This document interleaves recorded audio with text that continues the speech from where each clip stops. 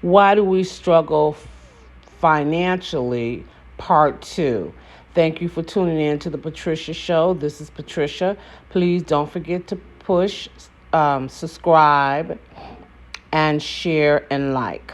Okay, so in part 1, we talked about um, money is energy.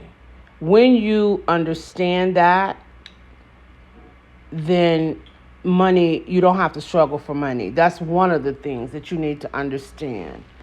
And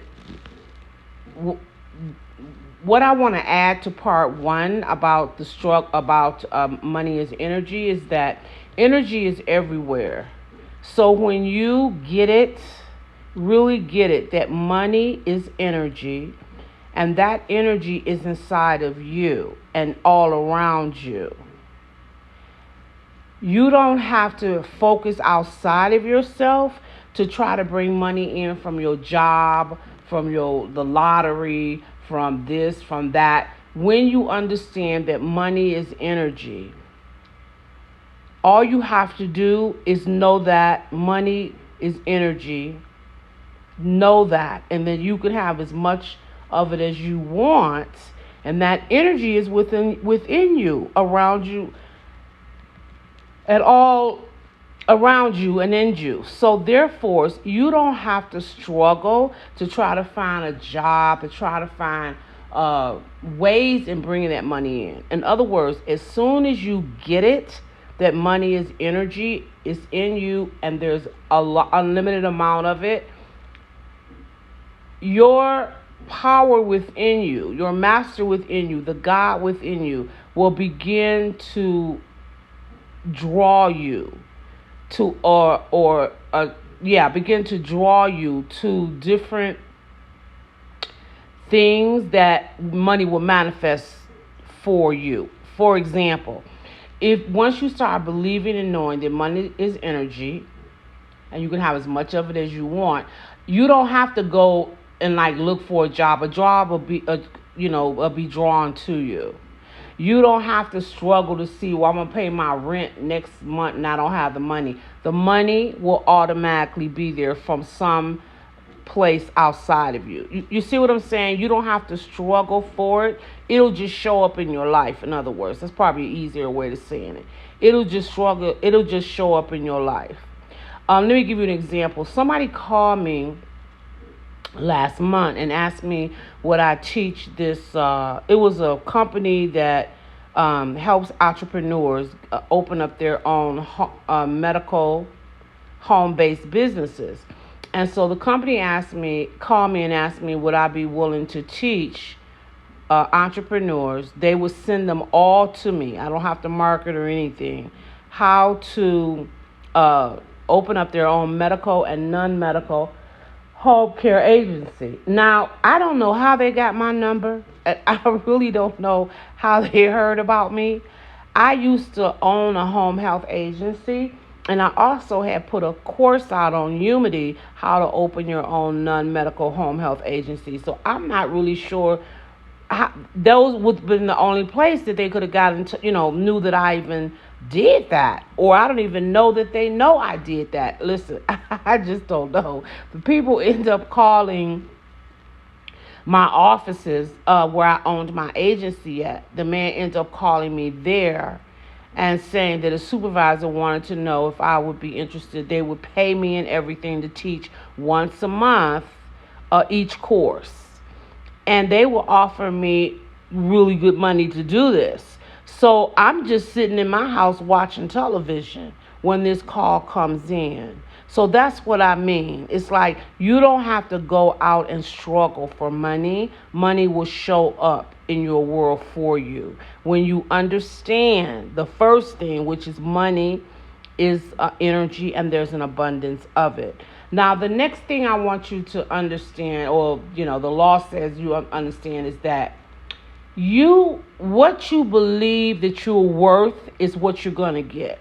So in other words, if you go and say, God, I want $100 million, but you don't think that that you're worth $100 million or that you deserve $100 million, you won't get it right away. That's going to take a long time for you to get, because you have to know that it's possible. You have to know that you're worthy of that. Then you'll get it.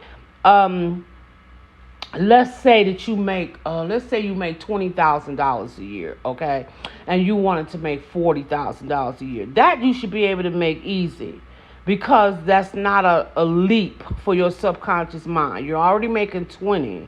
You only need to bring in 20 extra a year. So, and that would be 40. And so that's not a big leap for your subconscious mind. So to be honest, you should be able to get that quick. Like within 30 days, you should be able to get 20 grand.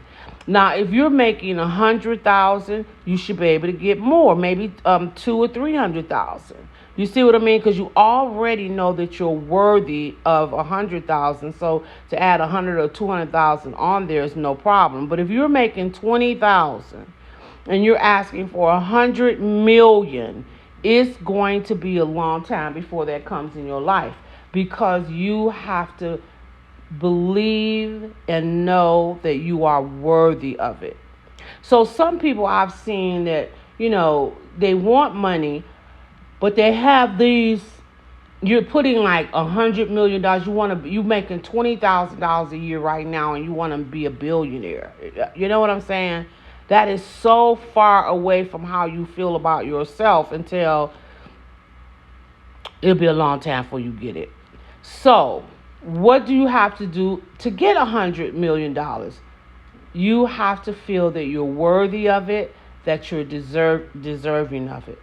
Those are the two things that usually block people, because they don't feel worthy, they don't feel deserving. Another thing is that a lot of people in their religions have been taught that, how your parents should teach money don't grow on trees, and money is the root of all evil. All those little sayings, you have to realize that they're not true. Get all that out of your subconscious mind, because that blocks you from getting money. Now, you say, how do I get it out of my subconscious mind? Think about what you're saying and drop that belief, in other words. So if you believe that money is the root of all evil, I'm going to tell you that money is energy. It's not the root of all evil. What the person who has the evil in mind when they have the money, that person is the root of all evil. Has nothing to do with money. People usually do bad things with money because they become greedy. So is that the money's fault because they're greedy? No. That's the person's fault because they're greedy. And then they take the money and misuse the money. Or they take the money and kill for the money. Like, in other words, like somebody I watch those ID channel all the time. All those murder mysteries. It's always a husband killing a wife, or a wife killing a husband. And I seen one not long ago. This lady, she killed her daughter, and she with antifreeze, and her daughter was she had a life insurance policy on her daughter for $10,000. That $10,000 ain't no money at all. I could spend that in an hour. You know what I'm saying? But this lady killed her daughter for $10,000. So what is that? Is that greed? So the lady is evil. The money wasn't evil. She got the money as an insurance policy. Insurances sell insurance policies to cover if your loved ones or something die, that you can still maintain the same lifestyle that you lived when your loved ones was there. They didn't tell you to go murder people to get the money. So who is that? Who is that? That is the person, is the root of all evil, who thought up the plan to murder somebody to get the money. So when you realize that money is not the root of all evil, it's the person that's dealing with the money, then you'll say, oh yeah, that is right. You'll drop that belief. But until you do bring some of your beliefs up and think about them and drop them, because they're just not, some of them are just ridiculous. Money don't grow on trees. We've been hearing that. Oh, I used to hear that so much when I was a little girl. I know it don't grow on trees. What you telling me that for? But that's what your parents used to say. Money don't grow on trees. But see, as I got older and my consciousness about money expanded and grew, I could clearly say, no, money don't grow on trees, but money is all around us, and it's an abundance of it because it is nothing but energy, and it is an abundance of money. What keeps you from getting to the cash of the money is um your beliefs, and which is some of them I'm going over now, that you believe in. That's what keeps you from getting the money. If you didn't have those beliefs and you just believe, if you just really believe like money is pure energy and it's going to come to me, abundance of it, and you had no more beliefs, it's going to come to you. So it's your beliefs that block you from getting the money. So I want you to clearly understand that when you're dealing with the subconscious mind or that power within you, and you ask for something, don't ask for money beyond what you even have. Like I was saying, if you have making $20,000 a year and you want to make $100 million a year, because it's going to take you a long time to get it, and then you're going to lose the belief. You'll stop. You'll think, oh, this thing don't work. It don't give me nothing. Well, no, that's not it. It's just that you're asking for something that you don't even think you deserve in the first place.